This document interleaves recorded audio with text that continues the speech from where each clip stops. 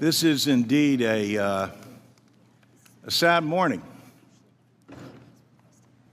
very sad morning, when this committee, the oldest and most continuous in the Congress, neglects its responsibility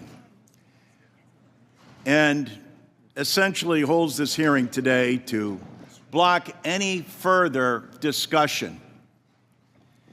The men and women on this committee are good people. They're honest and caring people. And that's why I do not understand why you would relegate this committee to no longer being of significance and resort to saying you will do whatever Elon Musk and Donald Trump tell you to do. Where's the independence of the committee? Where's the legislature? We're an equal branch of government. And you start off with a blather, and yet we look at the empty seats here. Where's Elon Musk? I'm sure he's a genius and is a very credible person because of the wealth he's accumulated. But that does not put him above the law or the responsibility to come before this committee in this Congress. If he's so great, if these plans and all the fraud and abuse that he's found are so evident, why isn't he here explaining it? You know why. Because he's out to privatize Social Security. He's been on television the last couple of days talking exactly about Social Security, Medicare, and Medicaid, and what he intends to do. Privatize it.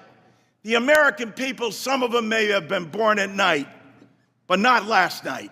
People are aware of this. Every single one of your districts, all the money that comes in monthly, and you have not done, you as a Congress, have not done anything in more than 54 years. And now you have someone coming in to privatize a system, something you have longed to do going back to 1982. Because Elon Musk thinks that this is the best thing to do. President Trump has called Social Security a scam. Elon Musk, as Mr. Neal said, called it a Ponzi scheme. Ask that of the people in your district.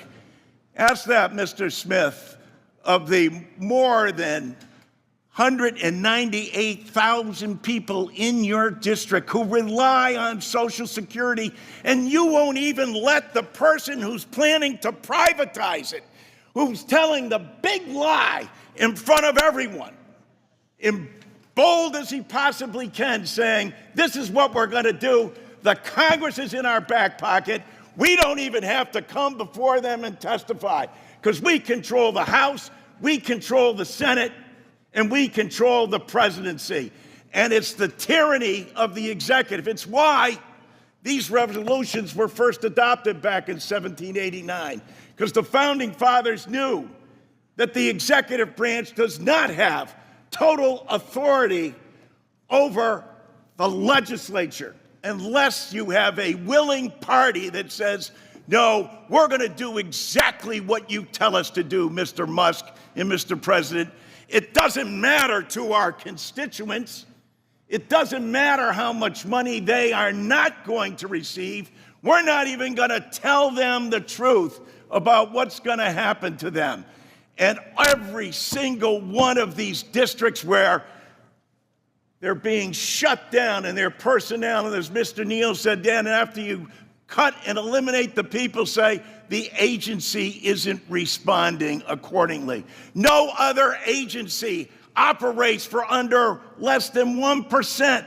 With that, they administer to over 70 million people in the nation's #1 anti-poverty program for the elderly and children. Shame! Shame! Can't bring people in front of this body? If he's right, if they're so good, if they're so just, why aren't they here telling the American people about it? They're not, because you know the truth. It's about privatization. I yield back.